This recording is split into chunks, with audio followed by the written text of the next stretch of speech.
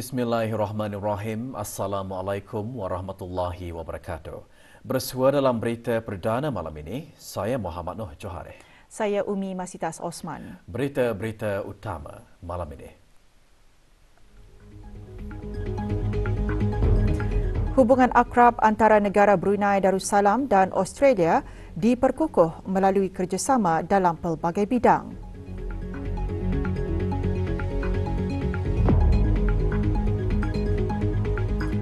Duli Yang Teramat Mulia Paduka Seri Pengiran Muda Mahkota berkenan berangkat menyaksikan kejohanan Liga Belia bawah 20 tahun.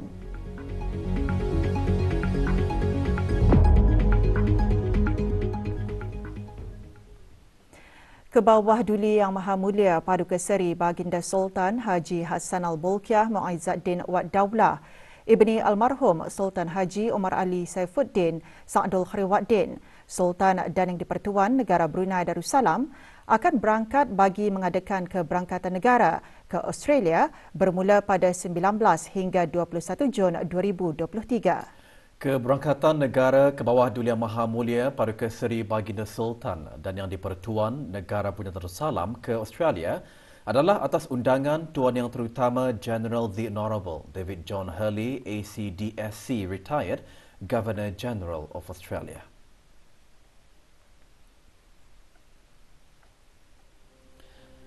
Semasa keberangkatan negara tersebut ke bawah Duli Yang Maha Mulia antara lainnya dijangka akan berangkat mengadakan perjumpaan bersama Tuan Yang Terutama General The Honourable Governor General of Australia dan The Honourable Anthony Albanese, Perdana Menteri Australia, dan seterusnya menandatangani Joint Declaration of a Comprehensive Partnership between the Government of Brunei Darussalam and Commonwealth of Australia. Hubungan akrab di antara negara Brunei Darussalam dan Australia telah lama terjalin sejak 5 Mei 1984. Kedua-dua buah negara mempunyai kerjasama yang kukuh dalam pelbagai bidang termasuk pendidikan, perdagangan dan pelaburan, pertahanan, kesaling hubungan dan pertukaran antara rakyat melalui beberapa siri keberangkatan negara yang lalu iaitu pada 1 hingga 3 Mei 2013 dan 15 hingga 20 Februari 2005. Baginda juga pernah berangkat menghadiri sidang kemuncak khas ASEAN Australia di Sydney pada bulan Mac 2018.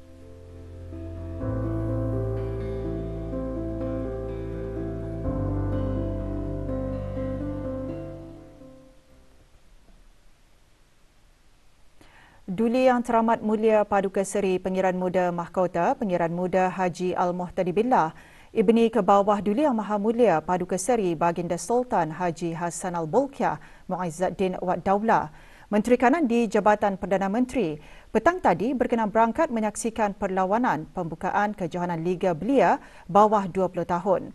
Kejohanan berlangsung di Stadium Mini Jerudong Park. Ananda Duli Yang Teramat Mulia Pengiran Muda Abdul Muntakim beraksi sebagai Ketua Pasukan DPMMFC dalam perlawanan pembukaan kejohanan menentang Ikhlas MB5 FC. Dalam perlawanan tersebut, pasukan DPMMFC menang 2-1. DPMMFC akan meneruskan saingan Liga menentang Pancur Murai FC pada 30 Jun nanti.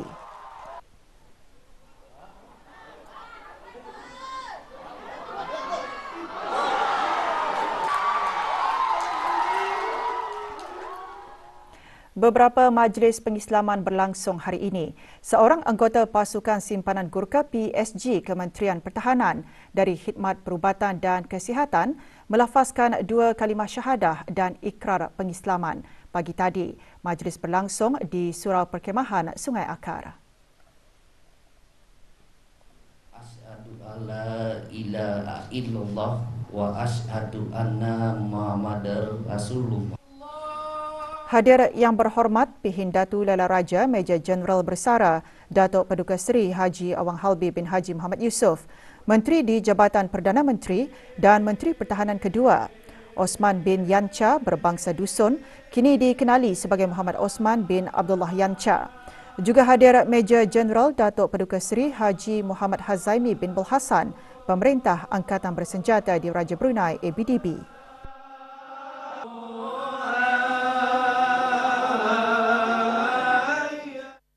keinginan saya ingin memeluk agama Islam ini satu dengan kerelaan hati saya, hanya ada di satu sama tempat pekerja lah, dengan orang gembira, orang acara-acara agama Islam dengan keinginan hati lah dari dulu sudah.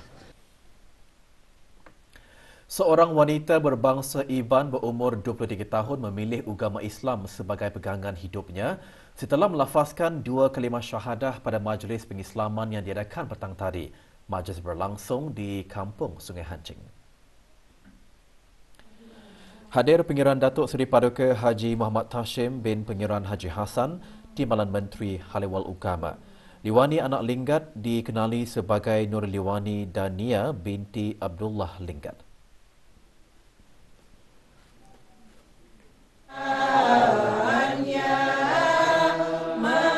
Sejak bulan Januari hingga bulan Mei, seramai 158 orang memeluk agama Islam di seluruh negara Brunei Darussalam. Dari jumlah tersebut, seramai 32 orang adalah dari bangsa Iban.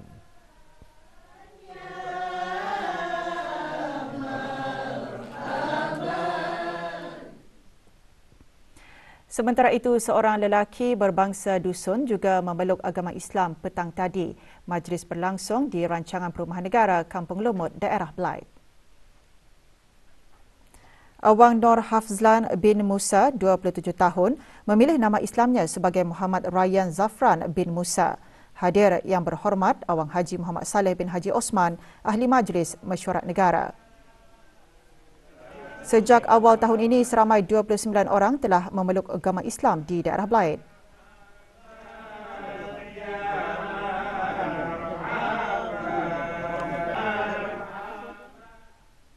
Program tarbiyah pendekatan untuk mengongsikan keistimewaan hari-hari kebesaran Islam kepada saudara-saudara baru. Ikuti bahan beritanya selepas ini bersama dengan bahan berita lainnya.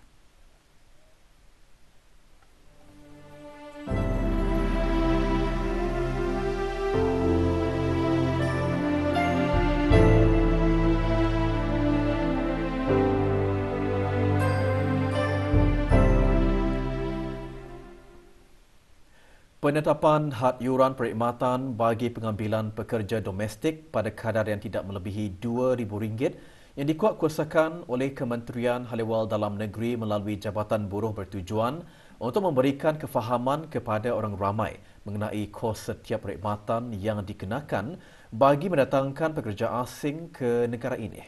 Dalam temu bual RTB, Pesuruhjaya Buruh menekankan inisiatif tersebut dilaksanakan untuk mempamerkan ketelusan serta tahap profesionalisme agensi-agensi pekerjaan dan pada masa yang sama memberikan kemudahan dan keselesaan kepada orang ramai dan para majikan untuk membuat pilihan agensi pekerjaan yang hendak digunakan perkhidmatannya. Bermula 21 Januari, penetapan had yuran perkhidmatan bagi pengambilan pekerja domestik pada kadar tidak melebihi RM2,000 dikenakan kepada agensi pekerjaan yang berlesen di Jabatan Buruh bagi kategori pengurusan domestik dan kategori pengurusan domestik dan syarikat sahaja. Orang ramai disaran untuk melaporkan ke Jabatan Buruh jika mendapati agensi-agensi pekerjaan yang mengenakan yuran perkhidmatan bagi pengambilan pekerja domestik melebihi dari had yang ditetapkan. Untuk mengenal pasti premis pejabat agensi berkenaan mempamerkan lesen agensi pekerjaan yang sah tempohnya. Petani juga boleh memastikan pegawai yang dilantik oleh agensi pekerjaan sebagai ejen hendaklah mempunyai kad wakil yang sah tempohnya dan majikan bolehlah meminta ataupun mendapatkan pengesahan dengan meminta ejen ini untuk mempamerkan kad wakil tersebut. Orang ramai yang ingin mendapatkan maklumat mengenai senarai agensi-agensi pekerjaan yang berlesen di Jabatan Buruh bolehlah melayari laman sesawang Jabatan Buruh www.labor.gov.bn.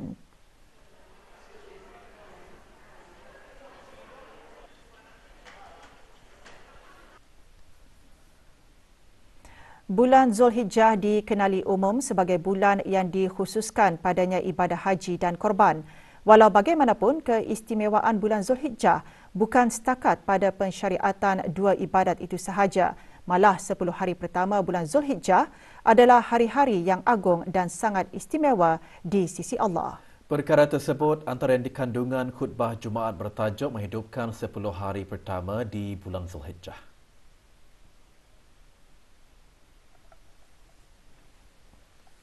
Antara beberapa amalan yang paling utama serta patut dikerjakan dan dilipat gandakan pada hari-hari tersebut ialah: pertama, memperbanyakkan sembahyang sunat. Sembahyang sunat mempunyai keistimewaan yang tersendiri, di mana antaranya ia akan menjadi penambal terhadap kekurangan-kekurangan yang berlaku yang terdapat pada sembahyang fardu yang kita kerjakan. Memandangkan 10 hari pertama bulan Zulhijjah merupakan hari-hari yang mana amal ibadat padanya paling disukai Allah, maka amalan sembahyang sunat eloklah diperbanyakkan. Kedua, puasa sunat. Adapun puasa sunat yang sangat dianjurkan itu ialah puasa sunat Arafah, yaitu pada 9 Zulhijjah. Hukum puasa sunat Arafah adalah sunat muakkadah, sunat yang sangat dituntut bagi orang yang tidak mengerjakan haji. Sebaliknya, orang yang mengerjakan haji disunatkan untuk tidak berpuasa walaupun dia berupaya untuk melaksanakan puasa tersebut. Begitu juga tidak disunatkan bagi orang yang musafir serta orang sakit untuk berpuasa pada Arafah jika dengan berpuasa itu akan mendatangkan kepayahan pada mereka. Ketiga, memperbanyakkan Ibadah korban memperingati kisah Nabi Ibrahim alaihissalam dengan putranya Nabi Ismail alaihissalam, iaitu ketabahan seorang ayah yang sedia menurut perintah Allah Subhanahu Wa Taala. Perkara tersebut antara intipati ceramah dalam program tarbiyah bersama muallaf kelebihan ibadah korban. Program diadakan pagi tadi di Pusat Dakwah Islamiah. Hadir yang berhormat Awang Lawi bin Haji Lamat, Ahli Majlis Mesyuarat Negara. Program antara lain bertujuan mengongsikan keistimewaan peristiwa dan hari-hari kebesaran Islam selain memberi bimbingan kepada para muallaf khususnya untuk meningkatkan kefahaman berhubung amalan-amalan sunat. Program juga diadakan secara dalam talian melalui platform media sosial. Jadi kami dari doa, namun Allah Subhanahu Wa Taala akan mengajar kami melalui cerita ini. Apa yang Perkembangan bakal haji negara. Rombongan terakhir jemaah haji negara Brunei Darussalam beserta pegawai pengiring telah selamat tiba di Kota Suci Mekah pada jam 2.15 petang waktu setempat setelah tiba dari Madinah. Dengan menaiki 12 buah bas, jemaah seramai 501 orang itu kesemuanya mengikuti pakej syarikat Darussalam Services. Para jemaah dibawa singgah di Mikat Bir Ali bagi berniat ihram sebelum meneruskan perjalanan ke Mekah.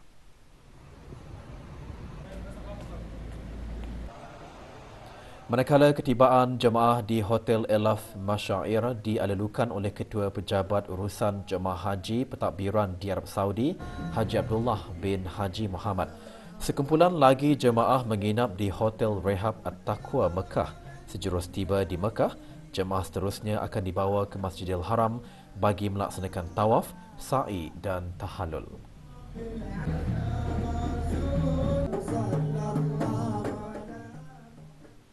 Laporan Wawasan Brunei 2035 mengongsikan perkembangan pelaksanaan dan pencapaian Wawasan Brunei 2035 bagi tempoh tahun 2015 hingga 2022.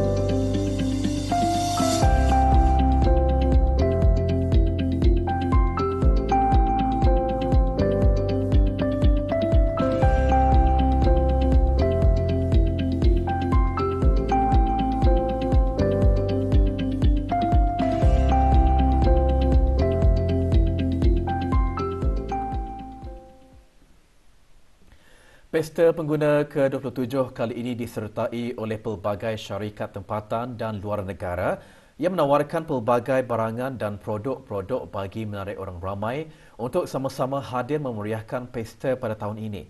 Pesta yang diadakan sehingga Ahad ini diisi dengan dan diatur dengan pelbagai aktiviti. Kru RTB membuat tinjauan semasa pesta diadakan. Antara yang mengikuti pesta kali ini ialah Kolej Perdagangan Laksamana LCB. LCB yang ditubuhkan pada tahun 2003 mengetengahkan kursus-kursus dalam diploma, diploma tertinggi kebangsaan dan ijazah sarjana muda. Juga diketengahkan dari LCB ialah sekolah kulinari.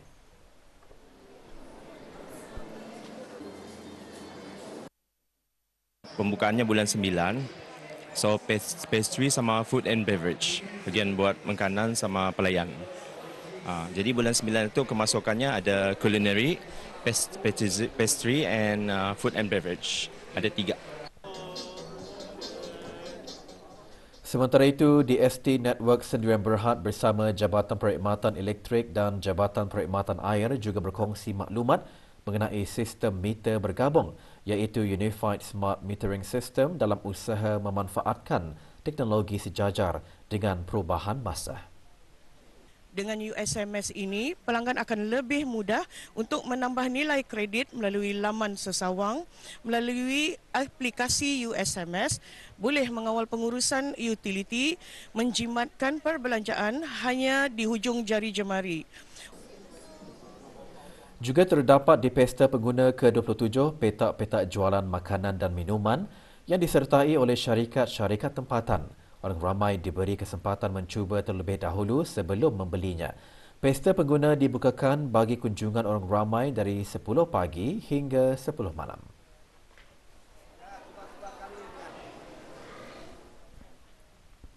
Tujuh perusahaan tempatan mewakili negara ke Sidang Kemuncak Incheon Asia 2023 yang diadakan di Republik Singapura selama 2 hari bermula 14 Jun lalu. Sidang Kemuncak tersebut berfungsi sebagai platform untuk perkongsian ilmu, rangkaian dan peluang pelaburan. Penglibatan perusahaan tempatan merupakan sebahagian daripada program latihan keusahawanan Darussalam Enterprise Day bagi menyokong perniagaan di peringkat awal melalui penggunaan teknologi, pemerolehan pelaburan dan penubuhan model inovatif. Selain itu, ia dihasrat untuk memupuk kerjasama yang inovatif dan memberi inspirasi kepada perusahaan tempatan untuk meneroka peluang baharu.